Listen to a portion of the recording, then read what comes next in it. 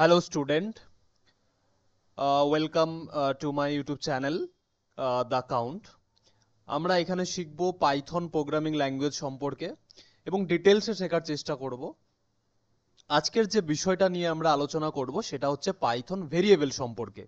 আমরা এখানে ডিটেলসে জানবো ভেরিয়েবল কি, এর কতগুলো টাইপ হতে পারে এবং এটা প্রোগ্রামিং ল্যাঙ্গুয়েজে কিভাবে এটাকে উপস্থাপনা করব, সমস্ত কিছু সম্পর্কে আমরা এই ভিডিওতে জানার চেষ্টা করব। তো চলো শুরু করা যাক। তো প্রথমেই যেটা জানবো সেটা হচ্ছে ভেরিয়েবল। ভেরিয়েবল কথাটা কি?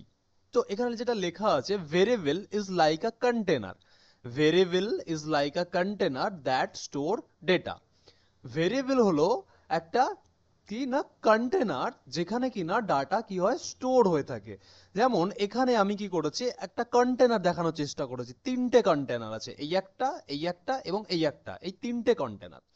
যেখানে তিনটে কন্টেনারে কি আছে, তিনটে আমি ভেরিয়েবল ধরেছি। অর্থাৎ সেই ভেরিয়েবল গুলো কি, এক্স, ওয়াই এবং জেড। এই এক্স ভেরিয়েবলের কি করেছে, ডেটা স্টোর করেছে।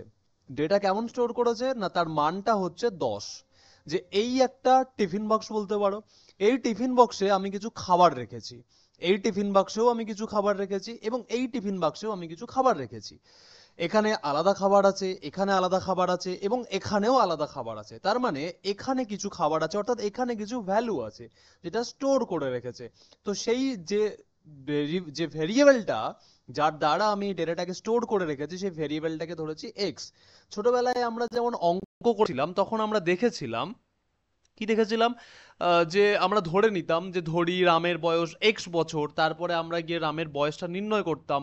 সেই বয়সটা 10 হতে পারে, 20 হতে পারে, 30 হতে পারে। তো মানটা কি হচ্ছে, পাল্টাচ্ছে।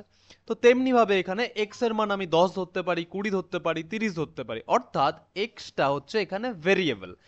পরে যে কন্টেনার ওয়াই আছে সেখানে আমি কি ধরেছি, একটা স্ট্রিং ধরেছি। এখানে একটা নাম লিখেছি সুমন। এটাকে পাইথনের ভাষায় কি বলা হবে, স্ট্রিং। প্রোগ্রামিং ল্যাঙ্গুয়েজের ভাষায় বলা হবে স্ট্রিং।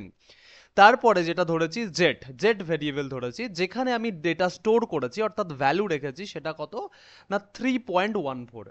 এটা কেমন ভ্যালু না, এটা একটা ফ্লোট ভ্যালু, দশমিক ভ্যালু।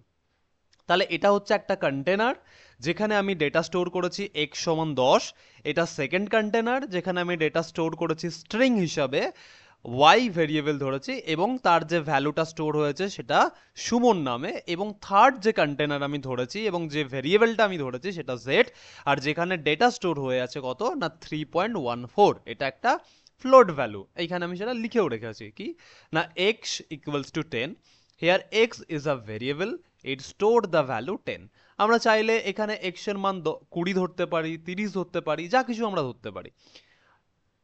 সেকেন্ড কন্টেনার কি আছে, type string. It y holds, y variable holds name or text, অর্থাৎ string. Here y is a variable, it stored string value and that is Suman. Third container কি আছে না, z equals 3.14। Type কেমন type না, ফ্লট, অর্থাৎ দশমিক টাইপ। এটা কি না, z একটা variable, z is a variable, it store decimal value which is 3.14। Okay,